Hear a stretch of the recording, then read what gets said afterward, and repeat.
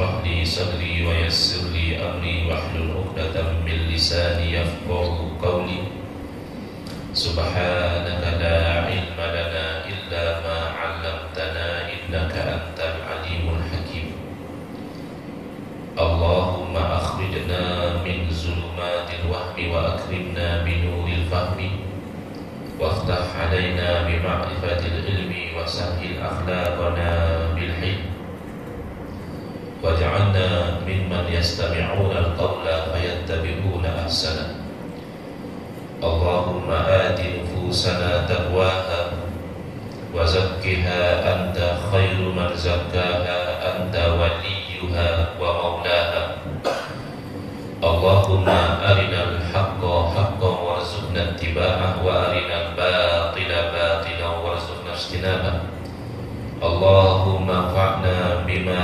علمتنا وعلمنا ما ينفعنا وزدنا علما وهدى أما بعد.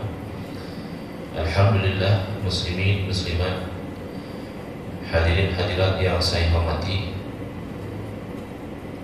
pagi ini negeri Kedah cuti ya. Makanya boleh buat kuliah subuh. Kalau tak cuti, orang kelah kabut nak pergi kerja. Betul kan? Tapi kalau surau di sebelah rumah saya tu tiap-tiap hari dia buat kuliah juga, tafsir dalam 15 minit. Di Kedah masa tak jam macam di Kuala Lumpur. Jadi boleh tunggulah sebenarnya kuliah subuh ni. Kalau nak buat 10 minit boleh tunggu. Tapi hari cuti kita dah ajak pergi setengah jam lah, boleh kan? Nak petik ya 1 jam punya. Lapar ni. Kita nak petik saja, nak ambil manfaat daripada mutiara nasihat yang diberikan oleh para alim ulama, dan kita ambil daripada ulama yang tersuhur, yang tidak perlu kita perkenalkan lagi, yang barakah sungguh Allah kurniakan kepada beliau tulisan-tulisan dan karangan-karangan beliau, yaitu Al-Imam Al-Ghazali rahimahullah ta'ala, yang mana salah seorang daripada murid beliau pernah minta pada Imam Ghazali, tolonglah bagi saya beberapa nasihat. Dia dah mengaji lama dah Imam Ghazali, pasal apa dia minta lagi? Pasal dia kata hak ni nak hak lengkah-lengkah nak pegang sampai mati. Hak duk mengaji banyak tahun tu banyaklah ilmunya, tapi hak nak bawa masuk kubur tu hak mana satu. Jadi Imam Ghazali pun penuhilah hasrat murid beliau. Dia pun memberi nasihat dengan penuh kasih sayang. Dia kata ayyuhal walad, wahai anak. Jadi seorang guru tu dia menyayangi murid dia tu seperti mana seorang ayah menyayangi anak dia, atau bahkan lebih lagi. Pasal kadang-kadang ayah ni dia nak bagi anak dia bahagia atas dunia ni saja, dia tak perasan nak belah balik sana no. Tapi kalau untuk guru, dia nak bagi anak murid dia tu jadi elok dunia dan juga di alam yang kekal abadi. Jadi saya petik sebahagian. Qala rahimahullah ta'ala, qala al-imam Hujjatul Islam Abu Hamid Muhammad bin Muhammad Al-Ghazali At-Tusi rahimahullah ta'ala wa nafa'ana bihi wa bi'ulumihi fid dharain amin. Qad wajaba 'ala saliki arba'atu umur. Kata Imam Ghazali rahimahullah ta'ala, telah wajib atas seorang salik itu 4 perkara. Apa dia salik? Salik daripada perkataan bahasa Arab salaka yasluku, berjalan. Jadi salik isim fa'il, orang yang berjalan. Kalau kira salik, kita semua berjalan menuju kematian. Islam atau bukan Islam, semua berjalan menuju kepada mati. Bukan. Ini salik dengan makna yang khusus, iaitu satu orang mukmin muslim yang berjalan di atas jalan nak menuju pada redha Allah Ta'ala. Orang tua kita dulu pakai istilah suluk. Tuhan pergi mana tak nampak nama dia pergi suluk. Oh, pergi suluk. Rupanya suluk itu perjalanan. Salik orang yang berjalan. Kata Imam Ghazali, wajib 4 perkara. Al-amrul awal i'tiqadun sahihun la yakunu fihi bid'ah. Perkara nombor 1 sekali, kenalah ada di sana i'tiqad yang sahih, yang betul. yang tidak ada di dalam i'tiqad itu sebarang bentuk bid'ah. Ini semalam di surau Al-Falah Taman Suria kami diminta buat forum tajuk Nabi tak buat, boleh ke buat? Kan ni macam-macam lah benda-benda hak kita duk biasa buat, mereka duk bagi celawa tak boleh buat. Ni pakai Yasin malam Jumaat ni Nabi tak buat, tahlil arwah Nabi tak buat, maulid Nabi pun tak buat.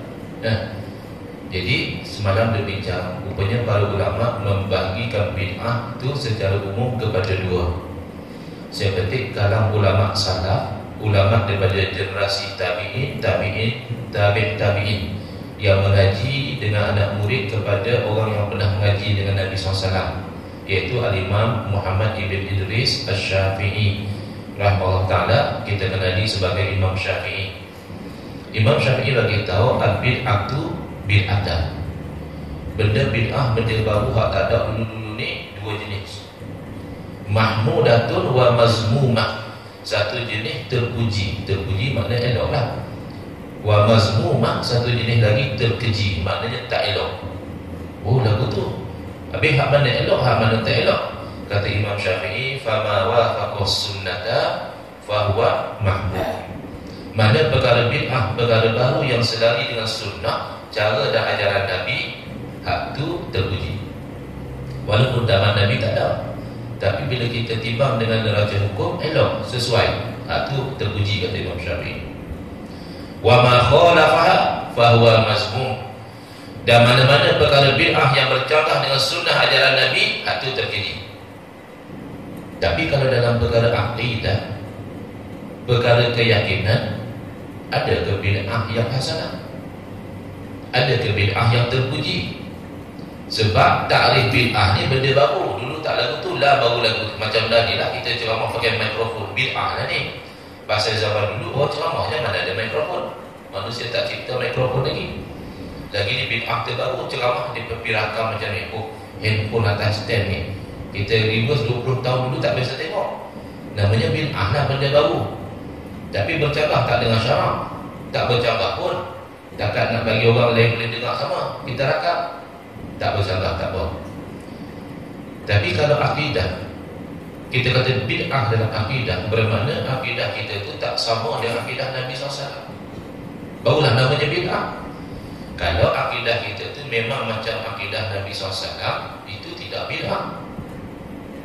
Jadi maknanya bid'ah dalam akidah tidak ada yang hasanah. Bid'ah dalam akidah semuanya itu sayyi'ah, buruk semua. Paling common bid'ah dalam akidah ni membawa pada dosa, pelaku dia menjadi fasik. Lebih-lebih parah lagi, na'udzubillah, sebahagian bid'ah dalam akidah membawa kepada kufur, al-khuruj 'anil millah, terkeluar terus daripada agama Islam, pelakunya menjadi murtad. Makanya Imam Ghazali letak tu nombor 1. Hang sembahyang lah tunggang terbalik sekalipun, hang puasa lah selang sehari sekalipun, hang sedekah lah banyak mana duit sekalipun, kalau akidah hang rosak, hang tak sampai pada mardhatillah. Maka kata Imam Ghazali, pastikan i'tiqad betul yang disebut sebagai i'tiqad ahlus sunnati wal jamaah. Sedang Nabi SAW beritahu, sataftariqu ummati ila 73 firqah, akan berpecah umat aku pada 73 yang membimbangkan sangat, kulluhum finnar. Hak berpecah 73 tu semua sekali masuk ke dalam neraka, illa wahidah, kecuali satu. Jadi bila ditanya pada Nabi SAW, antara jawapan yang Nabi SAW berikan, ma ana alaihi wa ashabi. Hak selamat tu hak duk buat lagu saya buat dan lagu sahabat-sahabat saya. Hak ikut sunnah saya, sunnah sahabat saya, hak tu selamat. Dalam setengah riwayat Nabi SAW mengatakan al-jamaah, yang selamat itu adalah golongan jamaah. Makanya bila ahli sunnah wal jamaah, ada dua elemen penting atau tiga elemen di situ. Pertama, ahlul bermakna pengikut. Ahlul kalau orang mengaji bahasa Arab banyak maknanya, tapi salah satunya pengikut. As-sunnah adalah at-tariqah, jalan. Kalau dari segi bahasa jalan tu bagus ke tak bagus, kita panggil sunnah. Sebab tu dalam hadis Nabi SAW, Nabi pernah sebut man sanna fil Islam sunnatan hasanatan, bahawa siapa yang mengadakan dalam Islam satu cara yang baik. Tapi di hujung hadis Nabi beritahu pula man sanna fil Islam sunnatan sayyi'atan, bahawa siapa yang mengadakan dalam Islam ini satu sunnah yang buruk. Jadi sunnah dari segi bahasa boleh jadi baik, boleh jadi buruk. Tapi kalau sunnah dari segi istilah, itulah at-tariqatul mardiyah al-maslukatu fid din. Satu jalan yang diridai, yang kita jalani dalam agama kita ni, itulah jalan Rasulullah SAW, jalan salafus soleh, sahabat Nabi, murid-murid mereka iaitu tabi'in, murid-murid kepada tabi'in iaitu tabi'in, dan sunnah para ulama. Dan al-jamaah, kena ada elemen al-jamaah, iaitu salah satu makna al-jamaah adalah ijma' ulama, kesepakatan para ulama, dan juga makna dia jumhurul muslimin, majoriti umat Islam. Oh, kita kata kita nak kena akidah ahli sunnah wal jamaah. Apa makna dia? Bermakna kita kena mengikut pegangan sebagaimana yang disepakati oleh para ulama, dan pegangan kita itulah yang menjadi pegangan majoriti umat Islam. Penting tak taklif ni? Pasal apa? Pasal di zaman kita ni telah berlaku fitnah, maknanya celaru. Kita hadir satu seminar 2 bulan lepas, tajuk dia seminar memahami pegangan ahli sunnah wal jamaah. Dengar mereka bentang atas saja, oh lagu ni ahli sunnah wal jamaah. Bulan lepas kita hadir pula satu seminar, tajuk lebih kurang juga, ahli sunnah wal jamaah, tapi 180 darjah berbeza dengan hak kita dengar bulan sebelum tu. Hak ni kata A, hak ni kata Z. Macam mana? Pula benda-benda yang tajam, kalau kita khilaf dalam bab fiqh ni, macam kita sembahyang sat-sat, baca dulu subuh. Ada setengah kawan-kawan kita yang mazhab Hanafi, dia kata tak baca pun pasal tak sunat bagi dia pun. Itu okey lagi. Tapi hak ni benda yang dalam bab akidah. Hak bulan sebelum tu bagi tahu akidah ahli sunnah wal jamaah bahawa Allah Ta'ala itu maha suci daripada berhajat kepada makhluk, maka Allah Ta'ala itu tidak bertempat di mana-mana kerana tempat itu makhluk. Allah tidak berhajat kepada makhluk. Inilah pegangan ahli sunnah wal jamaah. Oh, alhamdulillah.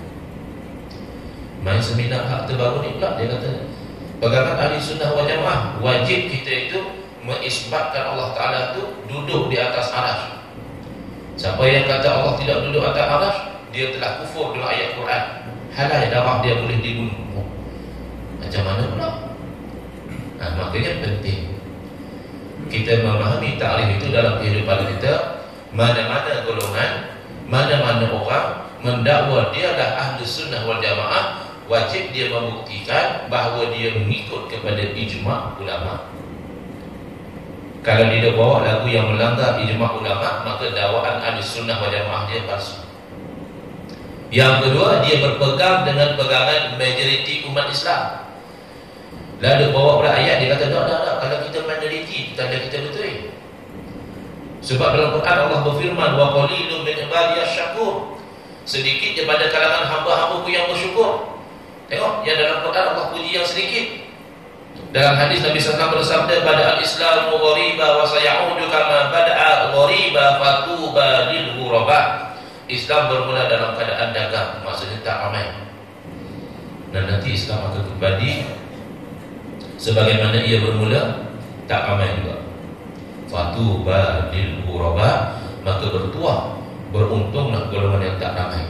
Tengok hadis sahih riwayat Imam Muslim. Tak apalah pegangan kita berlain daripada masalah lain pun, kita orang yang bertuah, kita ghuraba. Betul kan? Betul kan ada bawa ayat Quran dengan tu? Betul kan ada pasang hadis Nabi macam tu? Tidakkah Nabi SAW bersabda, alaikum bil jamaah wa iyyakum wal furqah, hendaklah kamu itu bersama dengan jamaah, jauhilah oleh kamu yang berpecah-pecah. Fa inna syaitana ma'al wahid, sesungguhnya syaitan itu dia berserta dengan hak seorang. Oh, jenuh dah puan-puan, lepas ni nak pergi tandas dengan bawa kawan, saya syaitan teman. Bukan maksud dia macam tu. Fa inna syaitana ma'al wahid, Syaitan tu mudah memperdaya orang yang tidak dibimbing. Dia seorang-seorang, dia beli kitab, dia pakai baca sendiri, dia tengok YouTube, dia ngaji agama sendiri, dia buka akaun Facebook, dia lantik diri dia sendiri jadi mufti. Dah bukan payah nak jadi mufti. Dulu payah nak kena mengaji kitab kulit ke kulit, tu pun belum tentu boleh jadi mufti. Lah syarat jadi mufti telah dilonggarkan. Siapa yang ada akaun Facebook boleh jadi mufti. Dia pakai macam-macam Facebook dia. Ada orang like, ada orang share. Jadi kalau kita lihat panduan daripada Nabi SAW tak sama macam kamu tafsir. Wa qalilun min ibadiyasy syakur.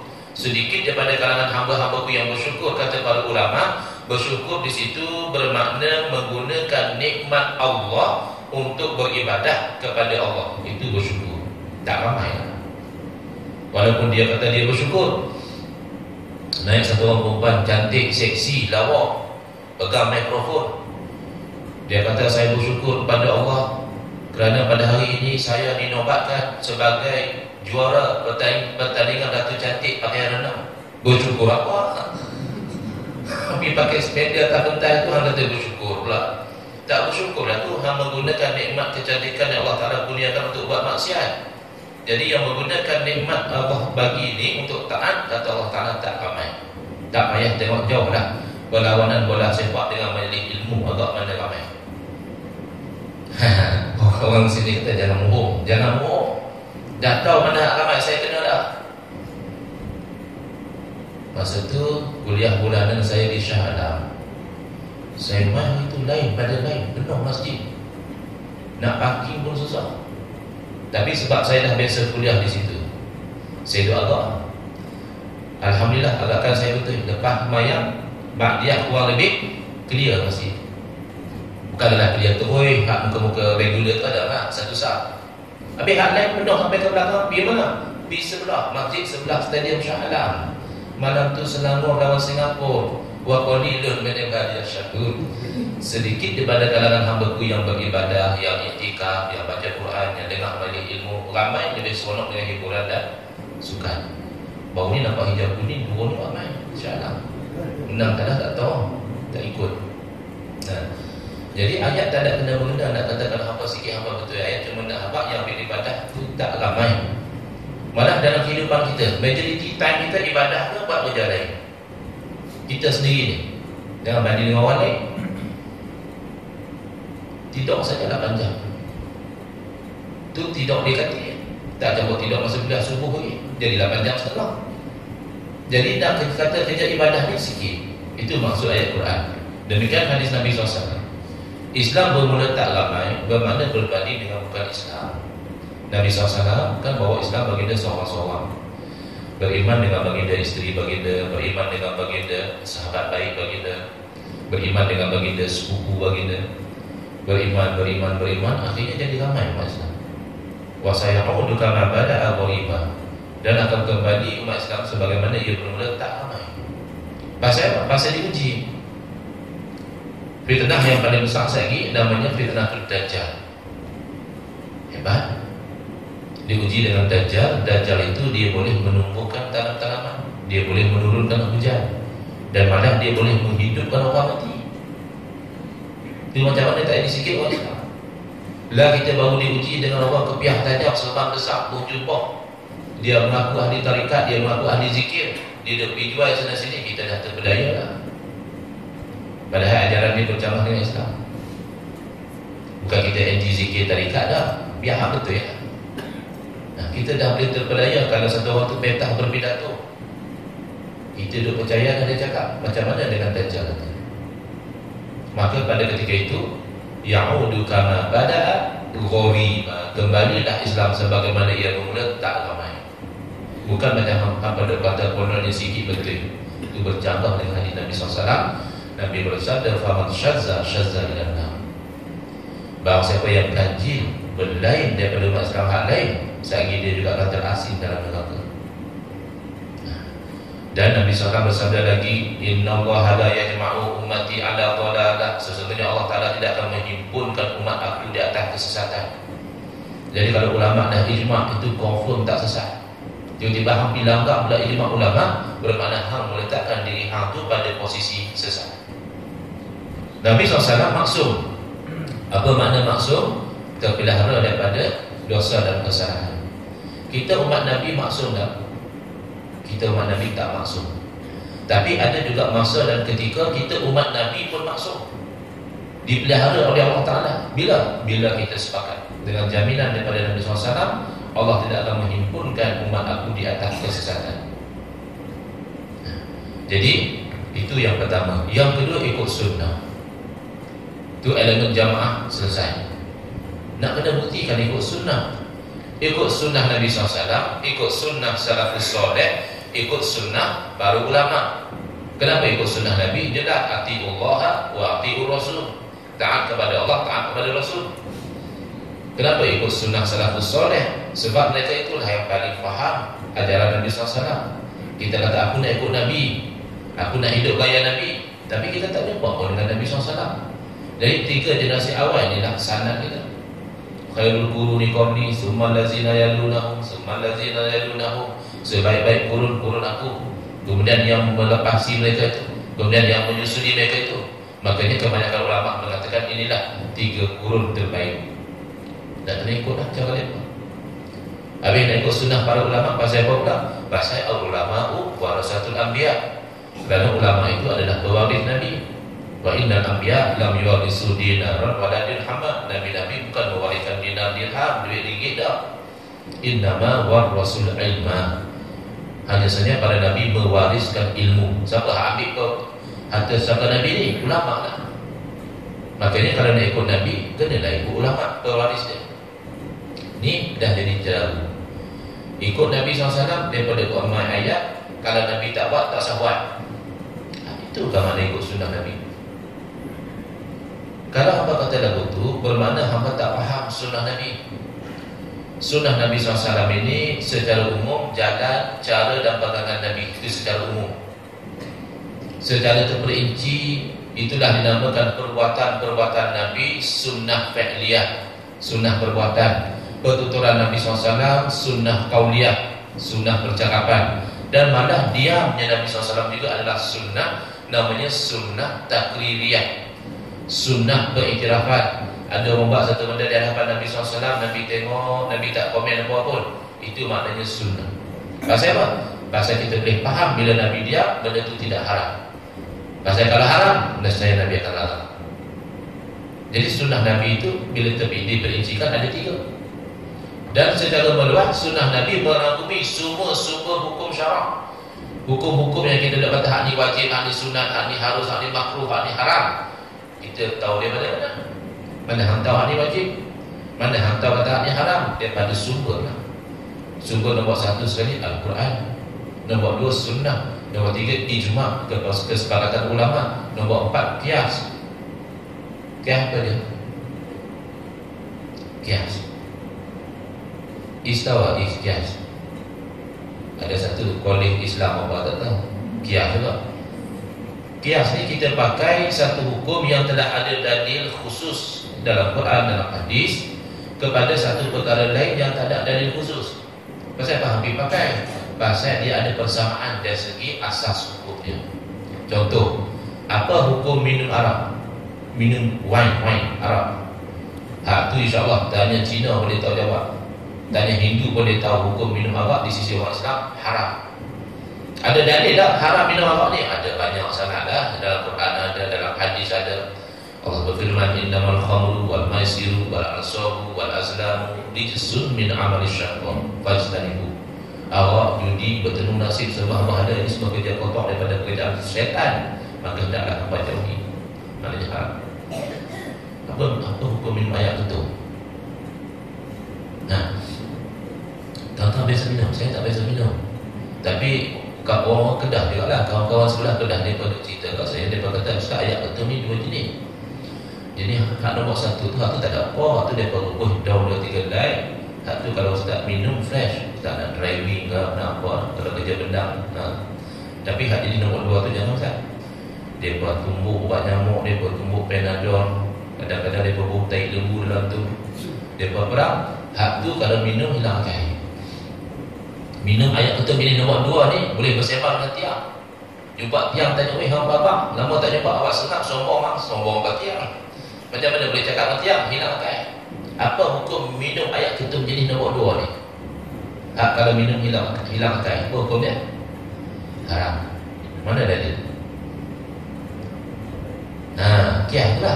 Nak cari dalam Quran mana ada cerita pasal ayat ketum? Nak cari dalam hadis tak ada. Pakai kias lah. Kias kepada keharaman arak. Arak diharamkan asal hukumnya terhadap memabukkan. Maka mana-mana minuman yang memabukkan, maka hukumnya sama seperti arak, iaitu haram. Kias. Selain pada 4 ni, ada lagi ulama bincang istihsan, istishab, sadu zari'ah, masalah mursalah dan sebagainya. Bercanggah dengan salah faham sebahagian umat Islam sekarang, tidak sampai ikut sunnah tu hanya Quran hadisnya. Ya, Quran hadis itu betul, tapi bukan Quran dan hadis sahaja. Ada lagi sebuah hukum lain. Dan malah lebih parah pada itu, kadang-kadang Quran pun dia tak pasal. Punya dok kata ikut sunnah ni, Quran pun dia bagi tepi ya. Saya bagi contoh. Baru ni saya dengar ada orang petikan tentang zikir menggunakan isim mufrad Allah. Zikir ni kan macam-macam. Biasa kita buat afdalul zikri fa'lam annahu la ilaha illallah. La ilaha illallah itu salah satu. Kadang-kadang kita duduk sama-sama subhanallah wa bihamdihi subhanallahil azim subhanallah wa bihamdihi subhanallahil azim. Kadang-kadang kita duduk sama-sama astagfirullah astagfirullah astagfirullah. Itu semua zikir lah. Jadi nak zikir lagu mana pun tidak dilarang, tapi ada orang kata tak ada dalil zikir Allah ni. Tak jumpa dalil, tak apalah, tapi lagu hang cakap tu macam hang tak jumpa, kita tak ada. Itu masalahnya. Betul ke tak ada dalil zikir Allah ni?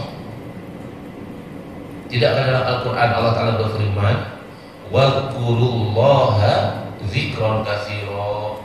Hendaklah hamba itu zikir akan Allah Ta'ala sebagai zikir yang banyak. Apa makna zikir? Dalam bahasa Arab boleh jadi az-zikru bil lisan, zikir dengan lidah, orang Melayu kata sebut. Jadi sebutlah Allah banyak-banyak.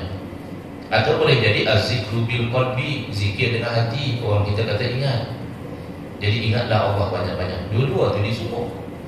Jadi kalau satu orang duduk seorang-seorang Allah, Allah, Allah, Allah, Allah, dia sudah beramal dengan perintah Al-Quran. Wadhkur isma rabbika bukratan wa asila. Sebutlah nama Tuhan kamu pagi dan petang. Nama Tuhan kita apa? Yesus kan? Rama kan? Tidakkah nama Tuhan kita Allah? Maka menyebut Allah itu telah beramal dengan perintah Allah. Wadhkur isma rabbika. Saya pernah dengar satu orang yang daripada jauh, daripada negara Arab, tapi dia orang Melayu lah, orang Mandiri.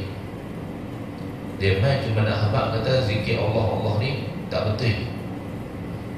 Dan dia buat kiah. Dia kata masa tu zaman Tun Mahathir jadi Perdana Menteri, dia baca contoh Tun Mahathir lah. Kalau zaman lah dia main disebut Tun Najib lah kot. Dia kata kalau kita pergi sebut Mahathir, tak marah kan Mahathir.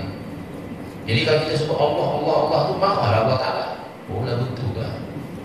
Boleh kias Allah Ta'ala dengan makhluk pula. Dia mengaji tapi kaya hebat lah main daripada negara Arab. Kias ini, rukun kias mesti illah mustarakah. Benda tu kena sama. Ada sama ke Allah Ta'ala dengan makhluk? Mahathir marah pasal dia tak faham. Main Mahathir apa lah, anak projek kan, anak apa. Dia duduk main Mahathir kan makhluk. Mana dia tahu Allah Ta'ala khalik. Kita tak sebut Allah Ta'ala tahu dah kita nak apa. Lagi kita sebut Allah suka Waskuru isma rabbika bukratan wa asila. Allah yang suruh sebut nama dia pasal apa? Nak pergi kias. La kias fi mawlidin nas, tak boleh kias tempat yang ada nak dah. Jadi katanya tak ada dalil. Ayat Quran bukan dalil. Oh, kita ikut sunnah. Ayat Quran itu bukan sunnah lah. Ikut Quran bukan ikut sunnah. Kalau Nabi tak suruh ikut Quran. Malah sunnah dengan makna sunnah pun ada. Pasal sunnah ini ada sunnah perbuatan, ada sunnah pertuturan, ada sunnah pengiktirafan. Orang buat Nabi tak marah, kira-kira. Antara sunnah pertuturan yang menjadi dalil bahawa kita itu berzikir Allah, mai orang Badui minta nasihat dengan Nabi SAW. Mana dah orang kampung, Badui ni orang kampung. Dia kata syariat Islam ni jadi banyak ni tu. Orang kampung ni bukan boleh banyak-banyak dia pilih. bagi saya satu amalan lah, saya boleh pegang terus Nabi. Nabi pun baru kita pada orang Badawi ini, walaupun Nabi beritahu pada orang Badawi, tapi makna dia umum untuk semua umat. Nabi bersabda, la yazalu lisanuka rabban bi dzikrillah. Tak putus-putus lidah hang tu basah dengan zikrullah. Kalau ayat Quran tadi boleh jadi sebut, boleh jadi ingat. Kalau hadis ini khusus maksudnya sebut, sebab kalau ingat tidak basah lidah. Duduk diamnya dari basah lidah. Jadi basah lidah ni dia kinayah kepada sebut. Maknanya apa? Iaitu tak putus-putus hang tu menyebut Allah. Siapa? Apa kata tak ada dalil? Pasal salah faham. Dia duduk perasan macam dalil itu hanya perbuatan Nabi. Jadi duduk cari-cari dalam kitab hadis, tak jumpa kata satu sahabat nampak Nabi duduk di satu curug mana Nabi pun disebut Allah, Allah, Allah. Tak jumpa tu dia kata tak ada dalil. Bukan.